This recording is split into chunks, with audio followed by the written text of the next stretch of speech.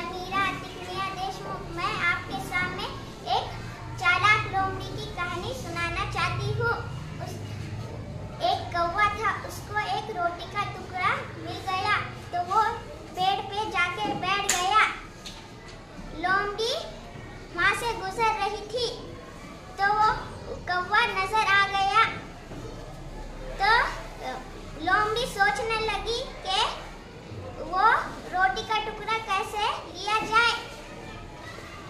तो वो सोचने लगी तो लोमड़ी ने बोला कि तुम कितना अच्छा गाते हो, तुम्हारे पर कितने सुनहरे हैं। तो कौवा फूल गया। तो कौवा गाने लगा तो उसके मुंह में से रोटी का टुकड़ा नीचे गिर गया। तो लोमड़ी लेके भाग गई।